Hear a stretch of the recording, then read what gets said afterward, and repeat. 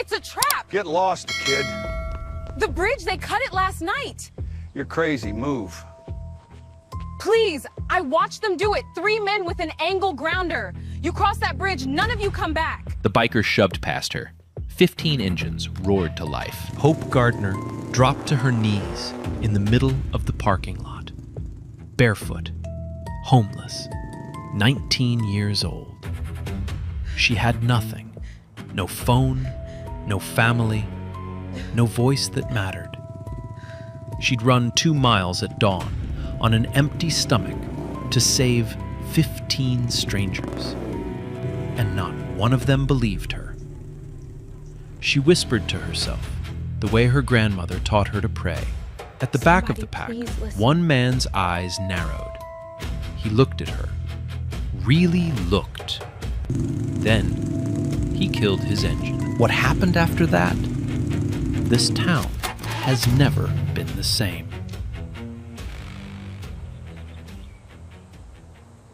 Unbelievable. To understand why she was out there barefoot, begging strangers, we got to go back to the beginning. 14 months ago, Hope Gardner had a home.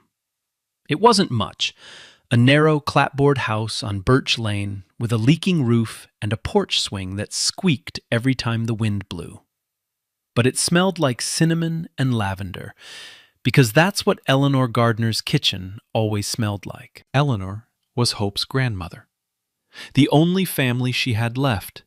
Her mother vanished when Hope was 3, just walked out one morning and never came back. Her father was a name on a birth certificate she'd never seen. Eleanor raised her on Social Security checks and a stubborn belief that kindness was the only currency that never lost its value. "You read that book twice already," Eleanor would say, watching Hope curl up on the couch with a dog-eared copy of something borrowed from the county library. "Third time," Hope would answer. "It gets better every time." Eleanor laughed at that, every single time. Then came the cough, the one that didn't stop. The doctor in the next town said pneumonia, said Eleanor needed to stay in the hospital. Eleanor said she couldn't afford it. The doctor said she couldn't afford not to. She died on a Tuesday morning in November. Hope was holding her hand. The heart monitor flattened into a single tone, and the nurse had to pry Hope's fingers loose because she wouldn't let go. The bank took the house 60 days later. Unpaid mortgage. Eleanor had been behind for years, stretching every dollar so thin it was practically transparent. Hope stood on the sidewalk and watched a man in a gray suit change the locks. He didn't look at her once. She tried the shelter in Colton, 20 miles south. Full. She tried the church on 5th Street. Pastor Lewis said he'd pray for her. Prayers don't keep the rain off your back. So Hope found the bridge. The Millbrook Bridge was old, built in the 1960s, barely used since the highway bypass went in. Underneath, the concrete embankment formed a shallow alcove, just wide enough for a sleeping bag and a milk crate full of books. Hope dragged a sheet of corrugated tin over the opening to block the wind. It wasn't a home, but it was hers. Grayville had about 4,000 people. Most of them knew Hope existed. None of them did anything about it. The woman who ran the grocery store on Main Street, Mrs. Calloway, once chased Hope out with a broom when she came inside to warm up during a rainstorm. "You're scaring my customers," she said. Hope was standing by the canned soup aisle, dripping water on the floor and shivering. Officer Braddock, the police chief, told her twice that if she didn't stop loitering near the businesses, he'd have her arrested for vagrancy. He said it the way you'd talk to a stray dog you were tired of seeing. The only person in Grayville who treated Hope like a human being was Earl Weston. He was 71 years old, ran a one-man auto repair shop at the edge of town, and had hands like leather gloves. Every few days, Earl would leave a brown paper bag on the railing of the Millbrook Bridge, a ham sandwich, an apple, sometimes a bottle of water. He never made a big deal about it, never asked for a thank you. He'd just nod if he saw her and keep walking. Once he left a flashlight with a note taped to it. "For your books." Hope kept that flashlight under her pillow every night. It was the most valuable thing she owned. She was 19 years old, sleeping under a bridge in a town that wished she'd disappear. And tonight, she'd witnessed 3 men try to engineer a mass murder. The question was simple. Who do you tell when nobody listens to you? They came in like thunder. 15 Harley-Davidsons rolling down Route 9 in a tight V formation. Chrome catching the morning sun, exhaust pipes rumbling low enough to rattle the windows of every shop on Main Street. The sound reached Grayville before the riders did. A deep, rolling growl that made people stop on the sidewalk and stare. The Iron Oath Brotherhood. 15 men, all veterans. They'd served in different wars, different branches, different decades. But they rode together every summer. A 3-week trip across the South, visiting memorials, laying wreaths, pouring whiskey on headstones of friends who didn't make it home. This year's route ran from Savannah to Memphis, and Grayville was nothing more than a fuel stop and a bathroom break. Hank Sullivan rode at the front. 52 years old, former Marine, 2 tours in Afghanistan. He had a silver beard trimmed close, deep lines around his eyes, and a voice that didn't need volume to carry authority. His leather vest was covered in patches, unit insignias, memorial pins, a small American flag stitched over his heart. Behind him rode Craig Dawson, the loudest of the group, ex-Army, built like a refrigerator, with a handlebar mustache and an opinion about everything. Craig was the kind of man who filled silence the way water fills a crack, aggressively and without invitation. Then there was Sam Porter, quiet, thin, former Navy engineer who'd spent 20 years building things the government wouldn't talk about. He wore wire-rimmed glasses and carried a pocket notebook everywhere. The other riders called him the Professor. Sam noticed things other people missed. Behind Sam rode Danny Wells, 26, the youngest in the group. Former combat medic, 2 Purple Hearts, a laugh that came easy and a temper that didn't. Danny carried a first aid kit on his bike the way other riders carried beer. Next to him was Vic Holloway, a retired drill sergeant who hadn't raised his voice in 11 years and didn't plan to start. Vic communicated mostly through nods and silence, and both were more effective than most people's speeches. The rest of the pack filled in behind. Men with road-worn faces and steady hands. A welder from Tallahassee. A high school teacher from Mobile. A retired firefighter who still flinched at the sound of sirens. Each one carried a story he didn't talk about and a loyalty he never had to explain. They weren't a gang. They were a family built from wreckage. Grayville didn't see it that way. When the 15 bikes pulled into Conley's gas station, Mrs. Calloway locked the front door of her grocery store. Pastor Lewis watched from his office window with his arms crossed. 2 mothers pulled their children closer on the sidewalk, as if leather jackets were contagious. "Lovely welcome," Craig muttered, swinging off his bike and stretching his back. "We're not here for the welcome," Hank said. He pulled a folded map from his saddlebag and spread it across the seat of his Harley. His finger traced a line south of town. "Millbrook Bridge. We cross there, cut through the valley, save 2 hours before Memphis." "Bridge any good?" Sam asked, leaning in. "County map says it's open. Should be fine." Across the street, standing in the shadow of a boarded-up laundromat, Hope Gardner watched. She'd been following the sound of the engines since they entered town, and now she stood frozen, her pulse climbing. 15 bikes. Route 9. The bridge. This was them. The men Wade Thornton wanted dead. She looked at their faces, weathered, laughing, alive. Craig was making a joke about gas station coffee. A younger rider was showing photos on his phone to the man next to him. Hank was studying his map with the calm focus of someone who'd navigated far worse terrain than a Georgia back road.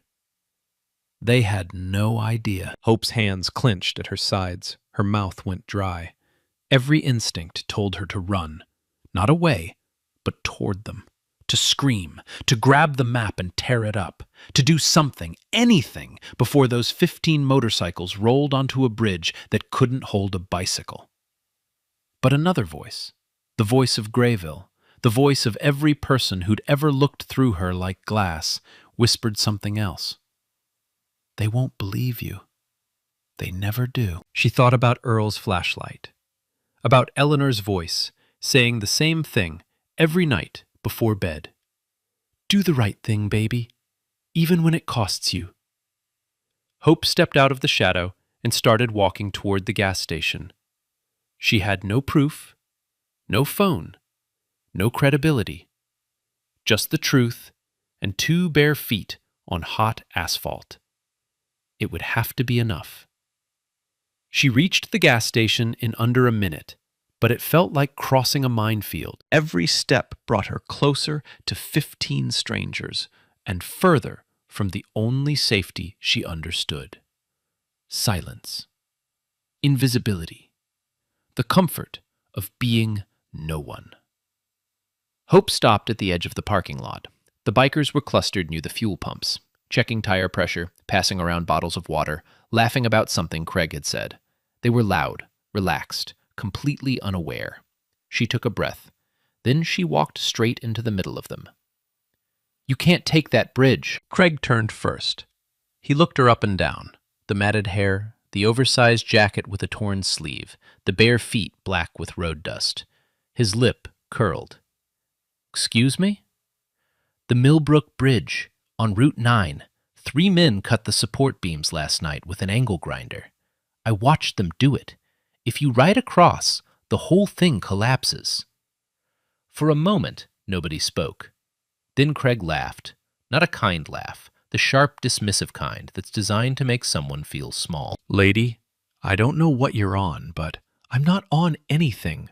Hope's voice cracked, but she held her ground. I sleep under that bridge. I was there.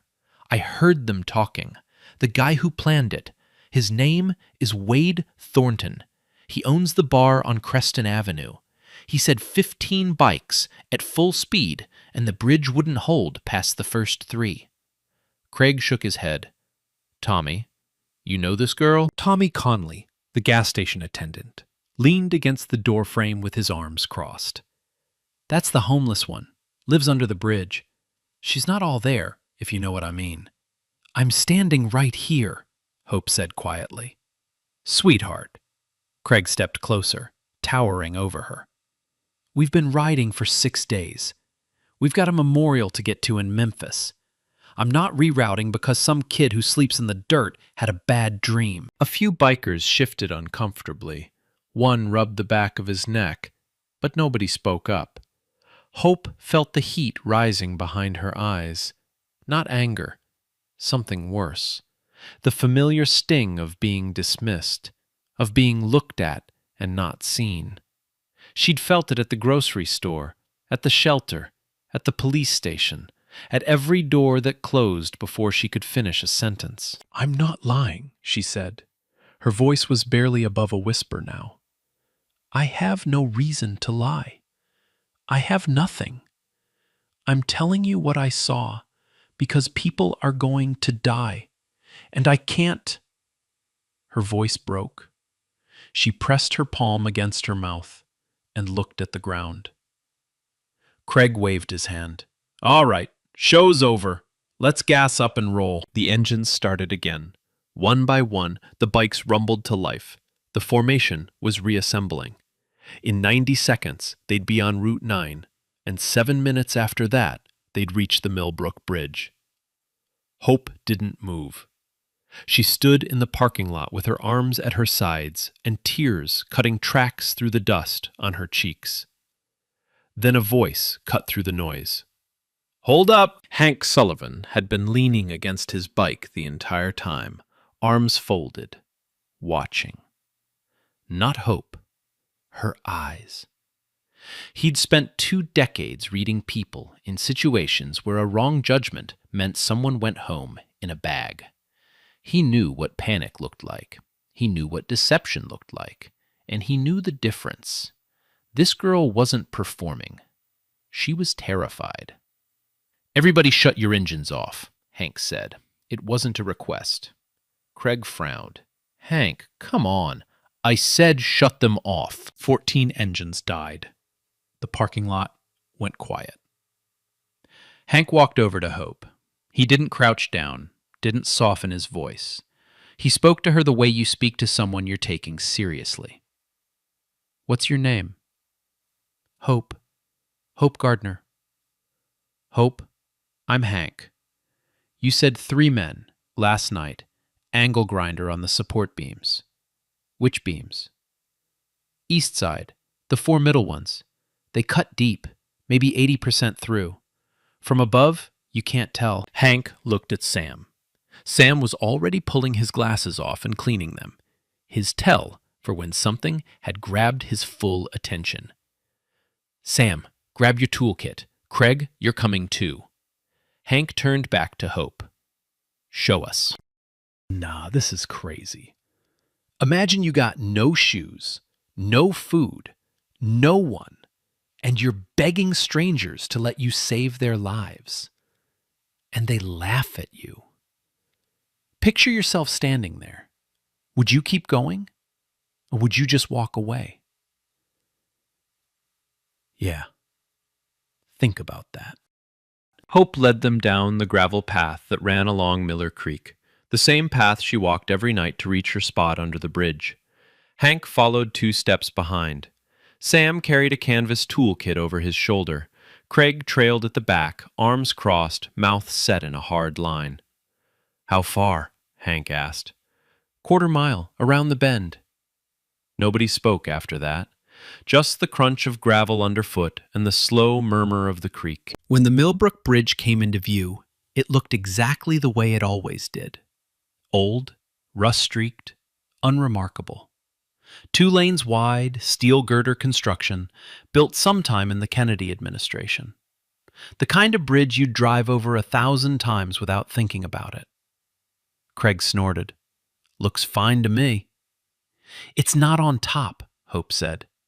She pointed to the east side, where the embankment sloped down toward the water. "Underneath, the support beams." Hank didn't hesitate. He climbed down the embankment, his boots sinking into the soft mud at the creek's edge. He ducked under the bridge deck and looked up. For 3 seconds, he didn't move. "Sam! Get down here! Now!" Sam scrambled down the slope, nearly losing his footing on the wet grass. He pulled a flashlight from his kit and aimed it at the first crossbeam. The cut was clean, surgical almost. A deep diagonal slash through the steel, made with an industrial angle grinder, the kind you could rent from any hardware store for $40 a day. The metal around the cut was still bright, not yet oxidized. Fresh. Sam moved the light to the next beam. Same cut. Then the third. Then the fourth. 4 out of 6 support beams on the east side, each cut approximately 80% through. Just enough steel left to hold the bridge's own weight. But add 15 motorcycles, each one carrying 200 pounds of rider plus 300 pounds of machine, and the math was catastrophic. "These cuts are less than 12 hours old," Sam said. His voice had gone flat, the way engineers talk when numbers stop being abstract. The oxidation pattern, the sharpness of the kerf, this was done last night, exactly like she said. Craig had come down the embankment by now. He stood behind Sam, staring at the cuts, his jaw slowly falling open. That's not weathering, he said. That's deliberate. 4 beams at 80% depth. Sam pulled out his pocket notebook and started scribbling. At full load, 15 bikes, highway speed. This bridge fails in under 2 seconds. The deck drops, the bikes go with it. 30-foot fall into shallow water over rocks. He paused. Nobody survives that. The silence that followed was the loudest sound Hope had ever heard. Hank climbed back up the embankment. His face was white. Not scared, furious.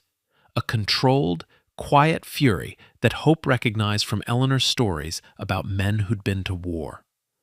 The kind of anger that doesn't shout, it calculates.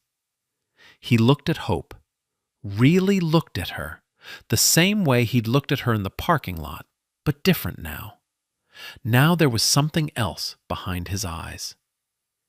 "You saved our lives," he said. Hope didn't know what to do with that. Nobody had ever said anything like it to her before. She opened her mouth to respond, but nothing came out. So she just stood there, barefoot in the mud, and nodded. Craig walked up to her. He stopped, swallowed hard. Then he pulled off his leather riding gloves and held them out to her. "I'm sorry," he said, "for what I said back there." Hope looked at the gloves, looked at Craig. She took them. It was the first gift anyone had given her since Earl's flashlight. Hank called the police first. It was the obvious move, the correct move, and it was a mistake.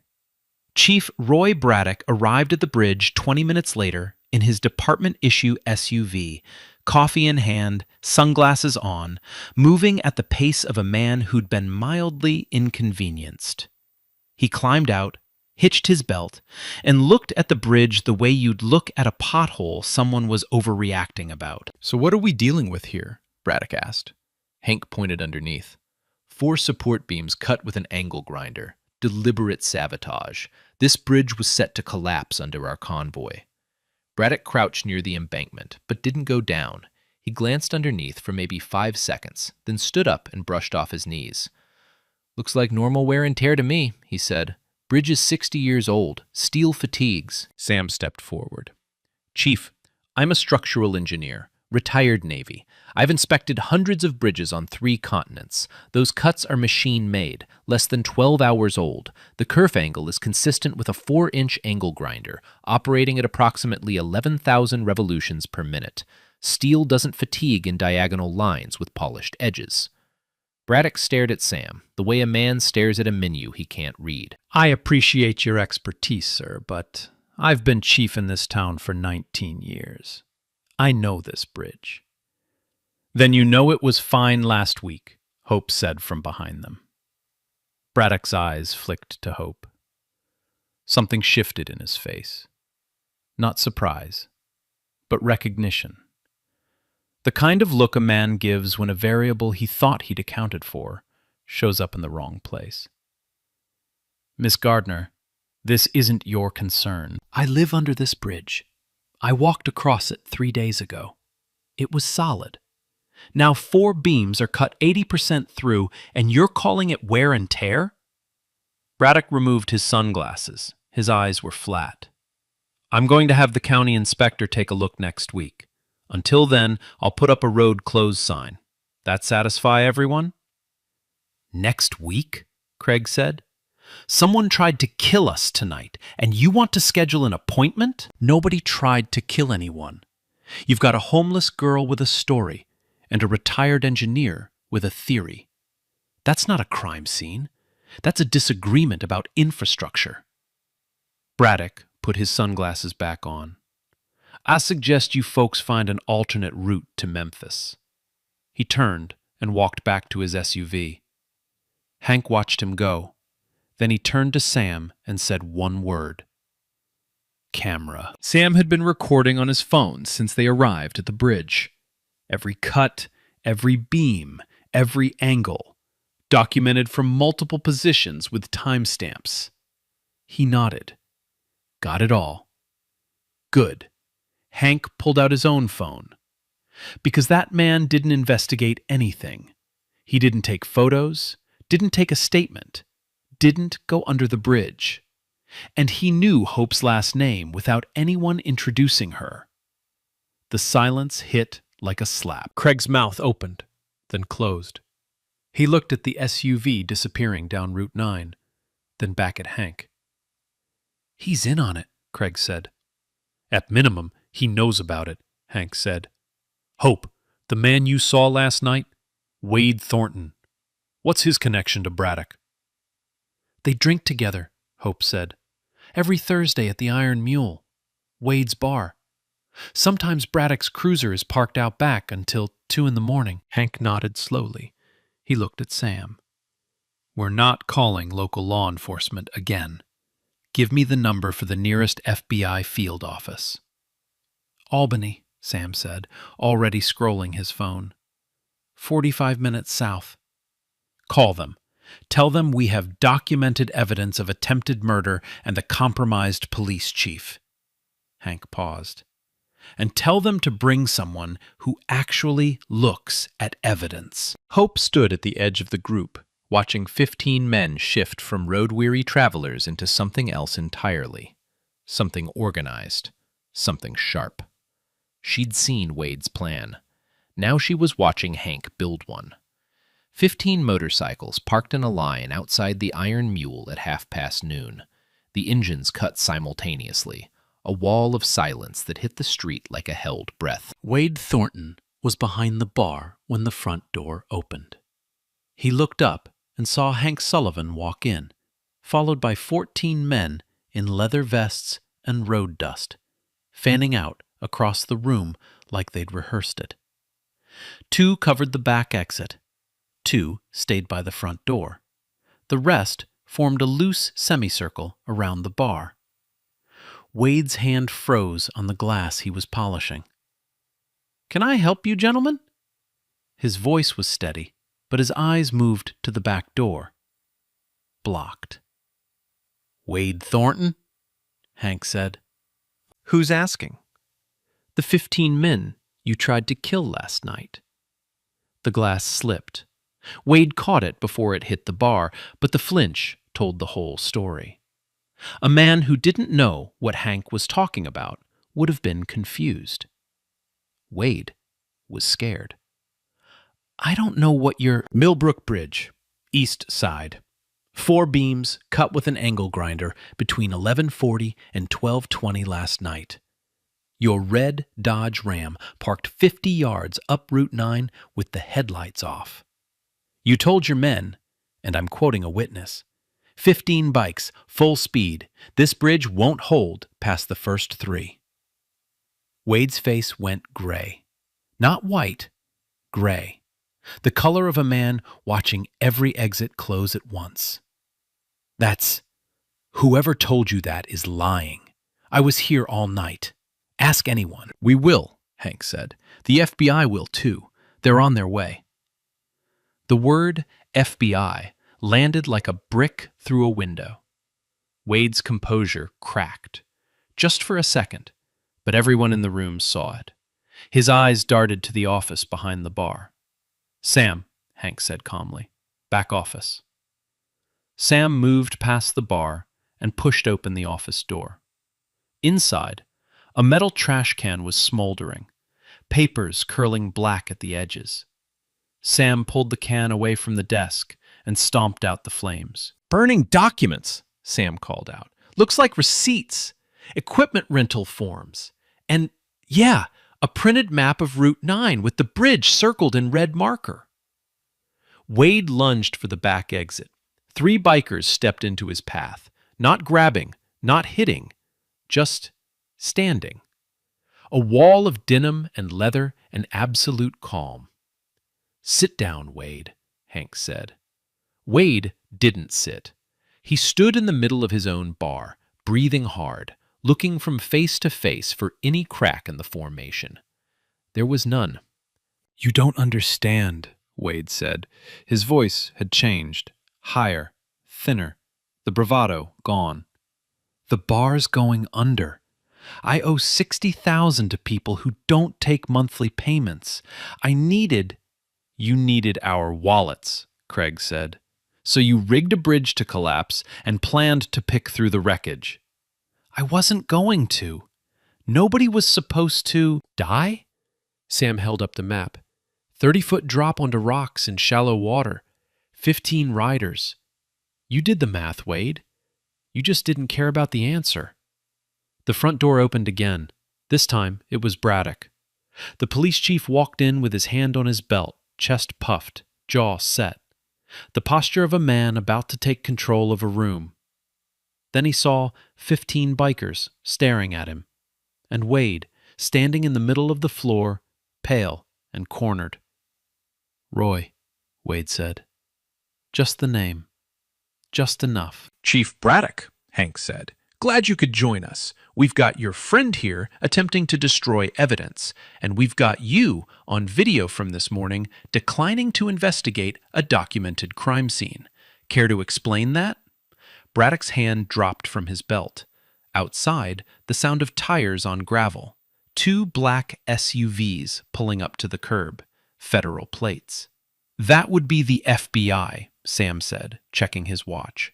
Right on time. The agents came through the door with badges out and voices low. Professional. Efficient. They separated Wade and Braddock immediately. Different corners of the room, different agents, different questions. Hope Gardner stood outside on the sidewalk, watching through the window. A crowd had gathered, 30, 40 people, townspeople who'd come to see what 15 motorcycles outside the Iron Mule meant. For the first time in 14 months, every single one of them was looking at her. Not through her. At her. She didn't flinch. She didn't look away. She'd earned this. The FBI took Wade and Braddock in separate vehicles. The crowd watched them go. 2 men in handcuffs, loaded into the back seats of black SUVs, driven away without sirens. Quiet. Final. The townspeople lingered for a while, murmuring to each other, glancing at Hope, then drifting back to their shops and houses, the way people do when they've witnessed something they don't yet know how to talk about. By late afternoon, the gas station parking lot was almost empty. Most of the bikers were checking their bikes, recalculating the route to Memphis. The detour would add 3 hours, but nobody complained. 3 hours was better than a 30-foot drop into Miller Creek. Hank found Hope sitting on the curb behind Conley's, her back against the wall, Craig's leather gloves folded neatly in her lap. She was staring at nothing in particular, the kind of stare that comes after adrenaline burns off and exhaustion takes its place.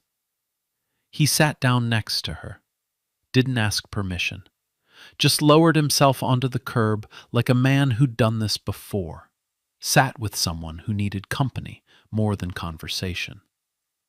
For a while, neither of them spoke. "Where'd you grow up?" Hank asked, finally.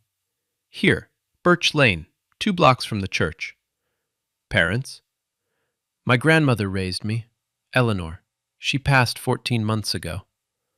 Hope's voice was matter-of-fact, no self-pity, just the shape of things. "Mom left when I was 3. Never met my father."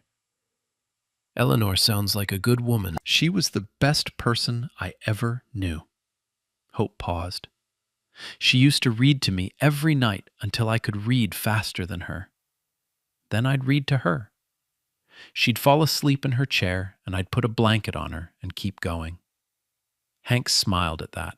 A real smile, the kind that reaches the eyes. "What happened after she passed?" "Bank took the house. 60 days. Hope picked at a thread on the gloves. "I tried the shelter in Colton. Full. Tried the church here. Pastor Lewis said he'd pray for me. I figured if prayer worked that well, Pastor Lewis wouldn't need a salary." Hank let out a short laugh. Hope looked up, surprised, like she'd forgotten she could make people laugh. "So you ended up under the bridge," Hank said. 11 months. It's not bad in summer. Winter was rough. I lined the walls with cardboard and plastic sheeting. Earl, He runs the repair shop on Route 4. He gave me a sleeping bag in December and a flashlight for reading. You still read? Every day. I go to the county library on Tuesdays and Fridays when they're open. Mrs. Patterson lets me stay until closing. I've read everything on the 3rd floor twice. What do you read? Everything. History, mostly, and science. I finished a book about bridge engineering last month. Ironic, right? A small smile crossed her face. The first one Hank had seen. I like knowing how things work, how things hold together. I used to think if I understood enough about the world, maybe I could figure out where I fit in it. Hank felt something tighten in his chest. He'd commanded platoons of Marines. He'd carried men out of burning vehicles. But sitting on this curb, listening to a 19-year-old girl talk about reading engineering books under a bridge by flashlight, he felt something he hadn't felt in a long time. Shame. Not for himself, for every system, every person, every town that had let this happen. Hank was quiet for a long time. He rubbed his jaw, stared at the ground, then looked at her. How far'd you get in school? 11th grade. I had to drop out after Eleanor died. No permanent address means no enrollment. No enrollment means no transcript. No transcript means no future. Yeah, I've heard that math before. Hank's voice was rough, not from anger, from recognition. I had a buddy, Jamie Torres, did 2 tours with me in Helmand. When he came home, the VA lost his paperwork. Couldn't get benefits, couldn't get housing, couldn't get a job. System just swallowed him. What happened to him? Hank didn't answer right away. He looked at the sky, pale orange now, the sun dropping toward the tree line. He didn't make it, Hank said. And every day I think about what would have been different if someone had just stopped and listened. Hope looked at him. For a moment, neither of them was a biker or a homeless girl. They were just 2 people who understood what it felt like to be invisible in a country that promised it saw everyone. Hank stood up. He extended his hand. Hope took it, calloused palm against calloused palm, and he pulled her to her feet. "Stay here," he said. He walked to the center of the parking lot where the 14 other riders were gathered. They saw his face and went quiet. "We're not leaving tonight," Hank said. "Memphis?" Craig asked. "Memphis can wait. We've got something to do here first." 14 men looked at him, then at Hope, then back at Hank. Nobody argued. They set up camp in the empty lot behind Conley's gas station. Tommy Conley didn't object, partly because Hank asked politely, partly because 15 veterans on motorcycles don't really need permission. Tents went up in 20 minutes, military precision. Bedrolls, coolers, tool bags, arranged in a tight circle like a forward operating base. Craig built a fire pit from cinder blocks he found behind the hardware store. By sunset, the lot looked less like a parking lot and more like a mission, because that's what it was. Day 1, Hank made phone calls. He sat on an overturned bucket with a spiral notebook and his phone and didn't move for 4 hours. He called the Veterans Motorcycle Alliance in Atlanta. He called the Wounded Warriors Project. He called 3 former Marine captains he'd served with who now ran construction firms. He called a journalist at the Macon Telegraph. By nightfall, a GoFundMe page titled Hope's Bridge had been shared 600 times. Day 2, the work began. Sam surveyed the Millbrook Bridge at dawn and drew up a repair plan in his notebook. Materials, load calculations, structural sequence. He walked into Peterson's Hardware on Main Street, slapped a handwritten list on the counter, and said, "I need all of this by noon. We're fixing the bridge your town let someone destroy."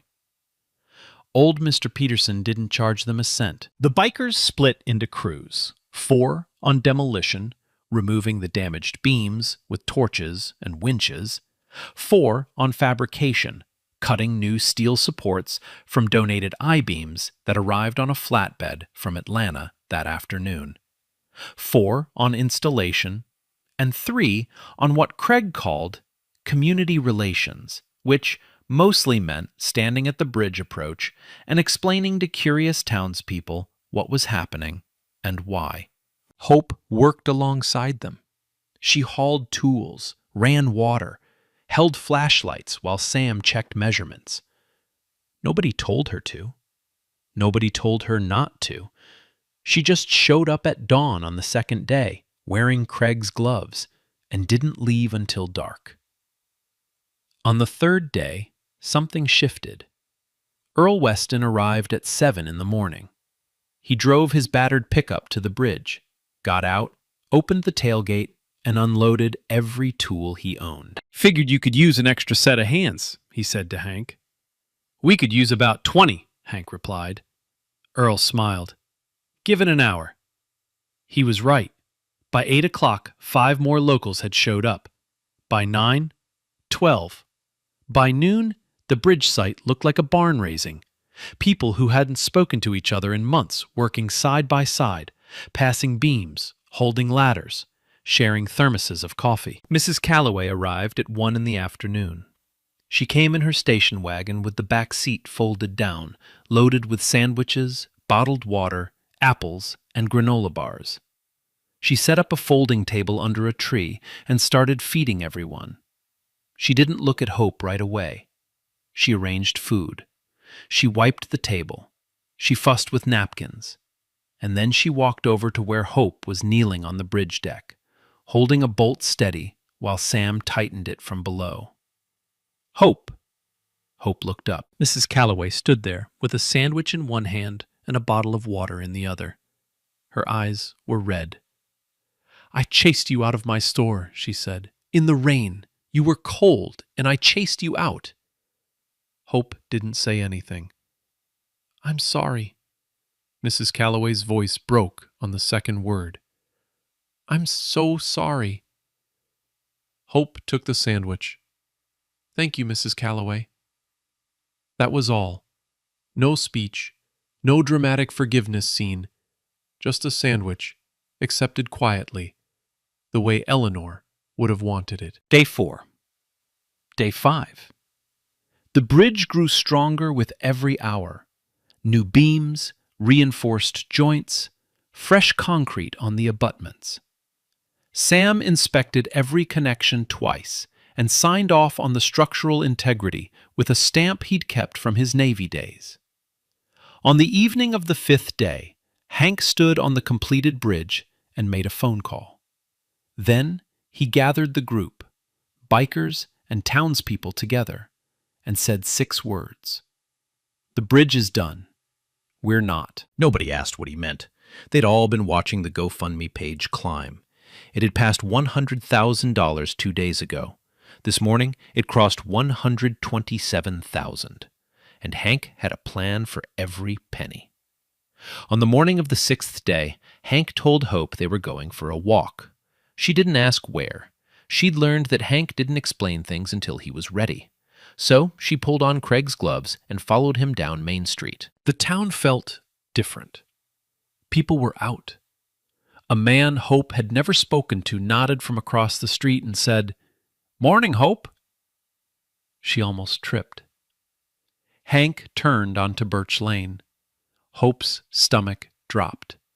She hadn't walked down this street since the bank took Eleanor's house. She'd avoided it the way you avoid a grave when the wound is fresh. Not because you've forgotten, but because remembering too clearly is its own violence.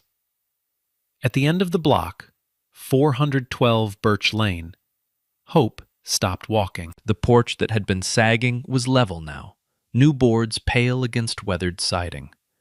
The roof had been replaced with fresh gray shingles. Eleanor's porch swing was still there, but the chains were new. The front door had been painted a bright sky blue. "What is this?" Hope whispered. Hank walked up the steps and opened the door. Inside smelled like fresh paint and sawdust. The floors were sanded and sealed. The kitchen had new countertops, simple laminate, nothing fancy, but clean. The living room had a couch, a bookshelf, and a reading lamp. The bookshelf was full. "The books came from the county library," Hank said. "Mrs. Patterson picked them out. She said she knew what you'd want." Hope touched the shelf. Her fingers trembled. She walked to the back bedroom. On the nightstand sat a framed photograph, Eleanor Gardner, sitting in the old porch swing, smiling, holding a glass of sweet tea.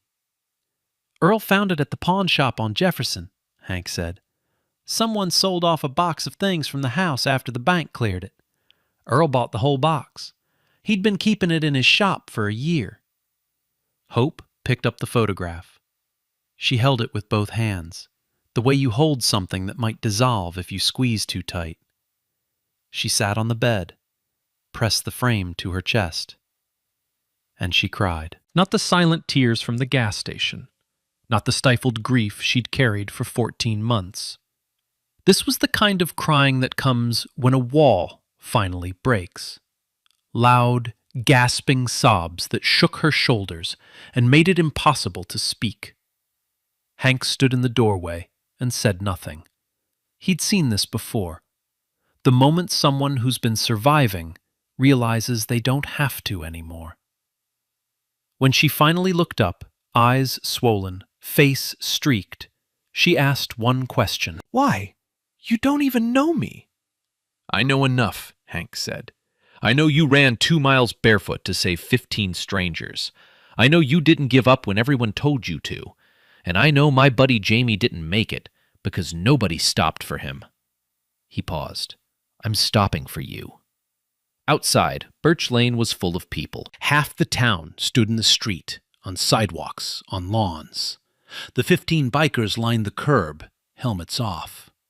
Danny Wells stood at the end of the row, arms crossed, grinning. Vic Holloway had his hand over his heart. Children sat on their father's shoulders to see over the crowd. An old woman Hope didn't recognize was holding a hand-painted sign that read, "Welcome home, Hope." Someone had strung a banner between 2 oak trees across the street. White sheet, black spray paint, crooked letters. "Grayville stands with Hope Gardner." It wasn't professional. It wasn't pretty. It was perfect. Hope walked to the porch and looked out. Her knees almost buckled.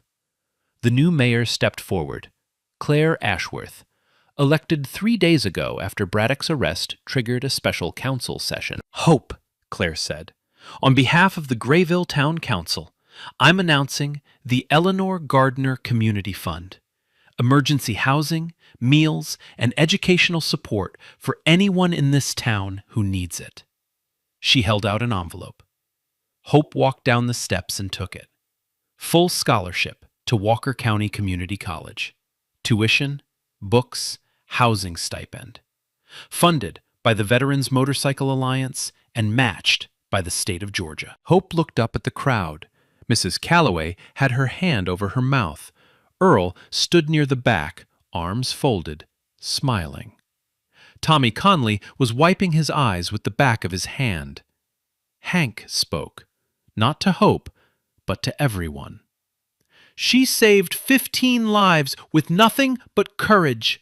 The least we can do is make sure she never sleeps under a bridge again." The applause started everywhere at once.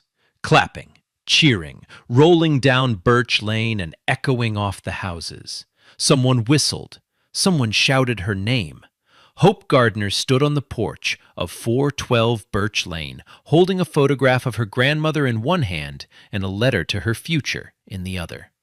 Not concrete, not gravel, not mud. Home. 6 months later, Hope Gardner sat in the front row of a lecture hall at Walker County Community College.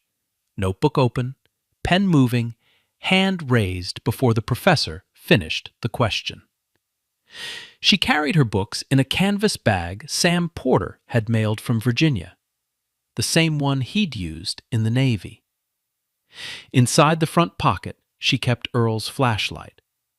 She didn't need it anymore. She kept it anyway. On weekends, Hope volunteered at the Grayville Community Shelter, a converted storefront on Main Street that hadn't existed 6 months ago. The Eleanor Gardner Fund opened it in October, staffed by volunteers, funded by donations that still trickled in from across the country. Nobody in Grayville slept outside anymore. Mrs. Calloway ran the shelter's kitchen. She'd closed her grocery store on Sundays to cook there.